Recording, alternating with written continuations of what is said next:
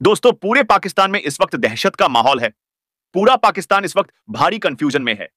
एक तरफ ये बकरी चोर ये दिखा रहे हैं कि हम इंडिया से वॉर जीत गए हैं, लेकिन दूसरी तरफ ये लोग इस बात से भी डरे हुए हैं कि भारत फिर से रात के अंधेरे में इनकी पतलून ना उतार दे। और भारत ने भी कसम खा रखी है कि कुछ ना कुछ ऐसा करते रहो कि ये लोग चैन से सो ना पाए।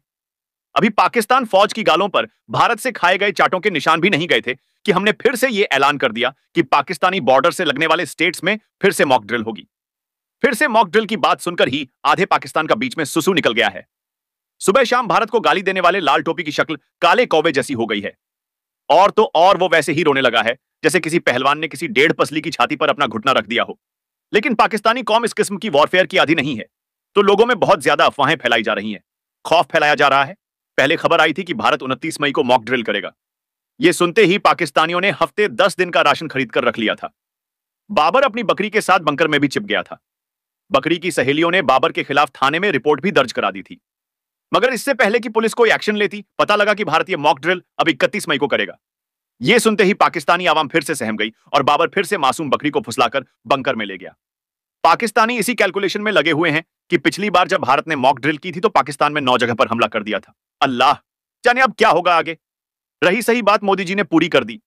जब से मोदी जी ने पाकिस्तानी आवाम को समझाया है कि या तो चुपचाप रोटी खा लो या वरना गोली तो है ही, तब से पाकिस्तानी न्यूज चैनलों पर छातीकूट मचा हुआ है। रोटी खाओ वरना मेरी गोली तो है ही। अच्छा, air vice marshal Atif Siddiqui साहब, जनरल सईद साहब का ख्याल है कि इसको सीरियस लेना चाहिए। मतलब दुनिया के इतिहास में पहली बार ऐसा हो रहा है कि एक मुल्क ने यह दावा किया है कि वो जंग जीत गया है। उसकी जाहिल आवाम भी यह मान रही है कि हम जंग जीत गए हैं। बावजूद इसके वो ये सोच सोचकर डरे हुए हैं कि उन्हें फिर से नपेल दिया जाए। पहले तो ये मान भी नहीं रहे थे कि भारत ने हमें 9 और 10 मई की रात कूटा है, मगर अब तो शाहबाज शरीफ की काली जबान से भी काली सच्चाई निकलने लगी है। उन्होंने भी बोल दिया है। पाकिस्तान में पढ़े लिखे जो 3-4 लोग हैं उनसे पूछने लगे हैं शाहबाज शरीफ से कि अगर हम जंग जीत गए हैं तो फिर हिंदुस्तान ने अब तक इंडस्ट्री फिर से बहाल क्यों नहीं की है? हम अगर जंग जीत गए हैं तो भारत की तरह हमारे पास दिखाने के लिए कोई सैटेलाइट इमेज क्यों नहीं है? अब ऐसा तो नहीं हो सकता ना कि पाकिस्तानी सैटेलाइट का फ्रंट कैमरा खराब हो गया था, इसीलिए वो रात के अंधेरे में कोई पिक्चर नहीं क्लिक कर पाए। फोटो है तो दिखाओ। वेल, ये वो तमाम सवाल है जो पाकिस्तान के वो 4 आदमी पूछ रहे हैं जो छठी क्लास से आगे पढ़े हैं। दोस्तों, 10 मई को भारत ने पाकिस्तान के नाक रगड़ने के बाद उसकी ठुकाई रोक तो दी है, मगर अब भी भारतीय फौज ने अपनी चप्पल नीचे नहीं रखी है। मोदी जी और हमारी फौज पाकिस्तान को बार बार यह याद दिलाना नहीं भूलते हैं कि चप्पल अभी भी हमारे हाथ में है।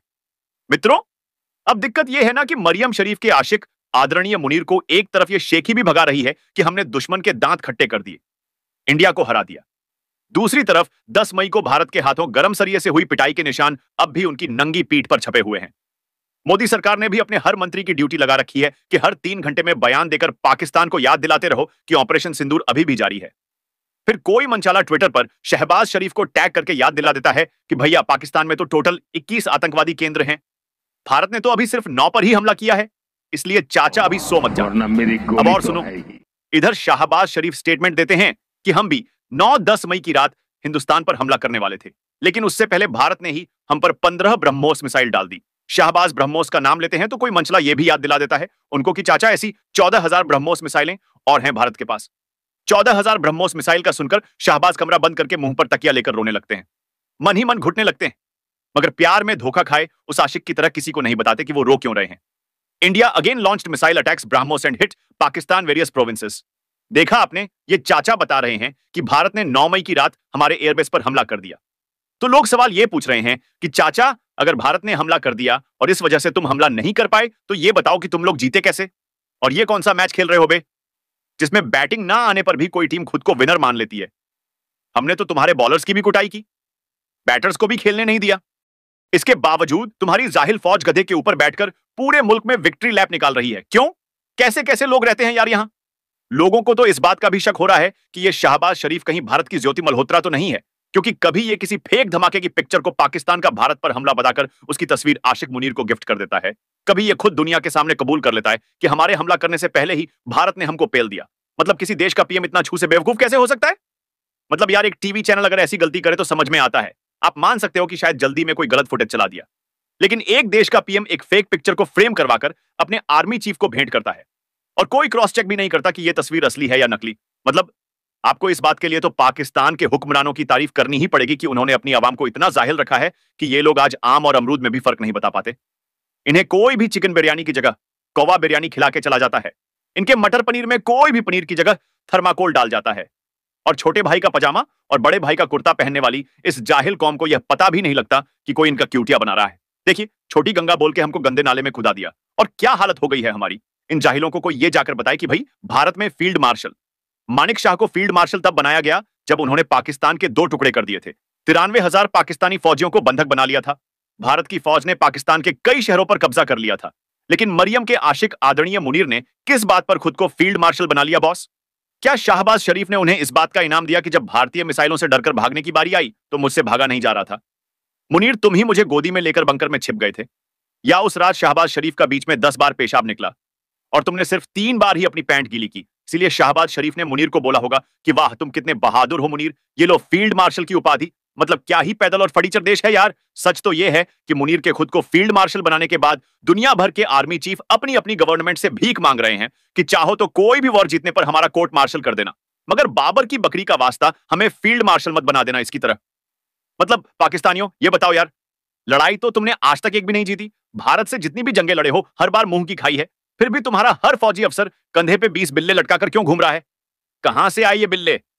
बिना वॉर जीते ये बिल्ले लाहौर की पटरी बाजार से खरीद कर लाए हो क्या? हमें तो ये पता है कि पाकिस्तान में फौज प्रॉपर्टी का काम भी करती है। पाकिस्तान के अफसर हाउसिंग कॉलोनियां भी बनाकर बेचते हैं। तो ये बिल्ले क्या बेस्ट प्रॉपर्टी डीलर्स को देते हो क्या? मतलब जो जितने फ्लैट बेच देगा उतने बिल्ले, और आसिम मुनीर के बिल्ले देखकर तो लगता है कि उसने पूरा मुल्क ही बेच दिया। नहीं तू समझा? हाँ, नहीं तू समझा नहीं। वेल पाकिस्तान की फौज और फौज के बूट पॉलिश करने वाले नेता ही नहीं, अब तक पाकिस्तान के आतंकियों के भी धागे उधड़ने लगे हैं। वो पब्लिक रैलियों में रो रो कर बोल रहे हैं कि हम अपने लोगों की लाशें गिन गिन कर थक चुके हैं, हमें मजबूर मत करो, अल्लाह की कसम हमें ना छेड़ो, हाँ हम गमजदा हैं, हम जख्मी हैं, हम लाशें उठा उठा के थके हुए हैं। डर का माहौल देख रहे हो दोस्तों। एक तरफ ये टूटी चोर भारत के खिलाफ जीत का जश्न भी मना रहे हैं, दूसरी तरफ ये सोचकर भी डरे हुए हैं कि फिर से भारत इनके पिछवाड़े लाल ना कर दे। और पानी रोकने पर भारत में खून की नदियां बहा देने वाला हाफिज सईद तो पता नहीं किस भैंस के तबेले में छिपा हुआ है कि उसकी भटूरे जैसी शक्ल 1 महीने से दिखाई नहीं दी। ये औकात है इन लोगों की। जब तक भारत चुप था, कुछ नहीं करता था, तब तक ये न्यूक्लियर बम की धमकियां देते थे, भारत में खून की नदियां बहाने की बातें करते थे। और भारत ने जब सिर्फ 25 मिनट में 9 आतंकी ठिकाने इनके खराब कर दिए, खत्म कर दिए, 1.5 घंटे में 11 एयरफोर्स के बेस बर्बाद कर दिए, तो यह जिहादी चूहे बनकर अपनी बिलों में जाकर छिप गए। तभी तो इस सो कॉल्ड सीज फायर के इतने दिनों बाद भी ना तो आसिम मुनीर की इंडिया के खिलाफ कोई स्टेटमेंट आई है और ना ही शहबाज शरीफ कुछ बोल पा रहे हैं। पहले इन्हीं शहबाज शरीफ ने ईरान में बोला था कि हम भारत के साथ शांति चाहते हैं, उनके साथ क्रॉस बॉर्डर टेररिज्म पर भी बात कर सकते हैं। अब यही शहबाज झक मारकर मान रहा है कि हाँ भैया, 10 मई को भारत ने हमें पेल दिया था, इसलिए हम उसका कुछ नहीं कर पाए। लेकिन मेरी मोदी जी से रिक्वेस्ट है कि भैया, इन पापियों के किसी भी झांसे में आना नहीं है। ये ऐसी नालायक और मक्कार कौम है कि जिन पर भरोसा नहीं किया जा सकता। ये ऊपर से शांति की बहुत बात करेंगे, पीछे से इनके आतंकी भारत पर अगले हमले की तैयारी भी करेंगे।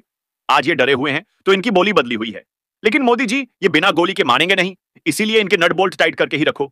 हमें पता है कि पाकिस्तान जल्द ही चीन से 5वीं जनरेशन के लड़ाकू विमान खरीदने वाला है। हमारे पास 5वीं जनरेशन का विमान आने में टाइम है। जो हम अपना लड़ाकू विमान बनाने की बात कर रहे हैं उसमें अभी 9 साल लग जाएंगे। ऐसे में जरूरी है कि पाकिस्तान का इसी बीच फिर से इलाज कर दिया जाए। Thank you for watching. Channel subscribe करके जाना और एक बार नमस्कार। जय हिंद।